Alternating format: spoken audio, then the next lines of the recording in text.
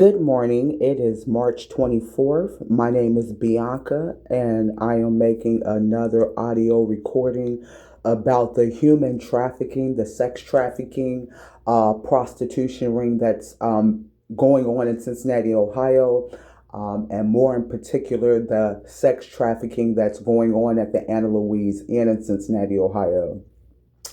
And I want to talk a little bit about um, mental health, okay, and how mental health correlates with human traffickers, okay. Many times human traffickers will cover up their crimes by accusing the victim of being mentally ill, okay, and this is part of what makes it so difficult for human trafficking survivors, sex trafficking victims, to come out with their story or for them to receive help, because there are people in trusted positions that are paid, such as Beth, such as Gordon, who are property management of Anna Louise, to and also they're human traffickers. So they're not only the property management, but they're also human traffickers. Okay, and so part of their job is to gaslight the victim that the criminal activities that are happening to them are not really happening. So I would like to discuss some of the criminal activities that are going on at the Anna Louise Inn, and how property management gaslights, and how they use threats of eviction, and playing games with documents as a way to try to silence or to suppress me from coming forward with any more concerns. Okay, so um, it's hard to really pinpoint because there's so much going on, but the Anna Louise uses devices, electronic devices, okay? So they use their cell phones, they use their tablets, and somehow they use a private chat room with the prostitution Cincinnati cartel. Okay, so through this chat room, they can see my phone. So somehow the prostitution ring, against my will, has mirrored my phone. So any type of communication I receive, any type of correspondence, somehow they can see it. Okay? Nothing I do is a secret. Everything is made public. Everything is exploited. Okay? So we've got that factor. So everybody in the Anna Louise building who's connected, so I'm not saying everybody in the building is participating, but quite a few people and employees are participating. And whoever is participating in that chat, they have access to my inner phone. Okay. Not only do they have access to my inner phone, but they also have surveillance in my apartment, my bathroom, my bedroom, my kitchen. So their maintenance man, Evan, set up surveillance in my home. Okay. So whatever they're doing in here when I'm not here. Okay, so a lot of illegal activity going on at the Anna Louise Inn.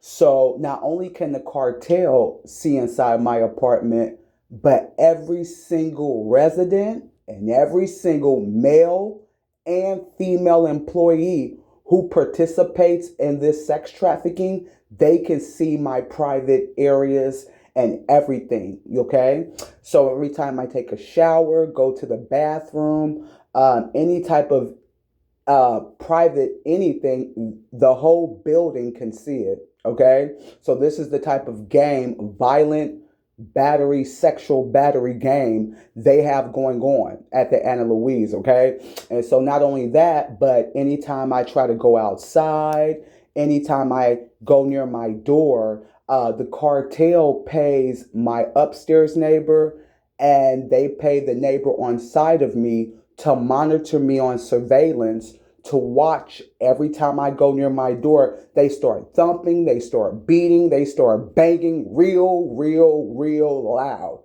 And Beth and Gordon know about all of this, okay? And they're paid to act like victims such as myself are just mentally ill. So of course I would never mention anything like this to them because they're going to direct me to mental health, which is what a human trafficker does, which is a dead giveaway of a human trafficker because either someone has mental illness or the victim is telling the truth. Okay, there's either or. There's no gray area in between. You know what I mean? Either a victim is telling the truth or a victim suffers from mental illness. Okay. But a trained professional would be able to differentiate whether someone is telling the truth versus being human trafficked. Okay, so this is a lot of the activity that's going on at their building. Also, a lot of monitoring, a lot of harassment, a lot of stalking. Okay, a lot of following. Okay, so their maintenance man at times follows me in the building. Very weird behavior. Beth is starting to do it. Just weird mob cartel like behavior from some of their female residents. Okay, trying to start a fight, trying to provoke a fight on top of exploiting me on camera. They take recordings of me showering and doing things, and they get paid money electronically, little gifts and things with communication. They have daily communication with this cartel. So if someone is to check these people's phones, so if I'm lying, if someone is to check, if someone professional of law enforcement was to check these people's phones and IP addresses, they'll see exactly what I'm talking about.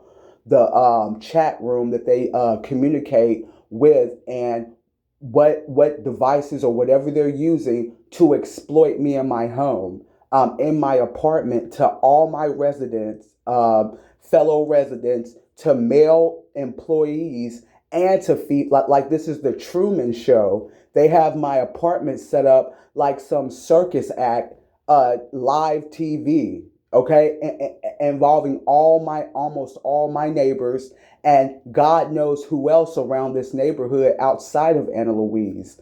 So I just wanted to talk about some of my experiences and what I'm going through here. And I know I'm not alone out here in this country. I'm fighting to make it, to expose it, to bring it to the forefront, so that people like the Anna Louise, the Gamble Nippert YMCA, and I mentioned the Gamble Nippert YMCA because if you've heard some of my other recordings, me and my daughter was sex trafficked out of the Gamble Nippert YMCA by two main players, Glenda Harris and a lifeguard named Zach.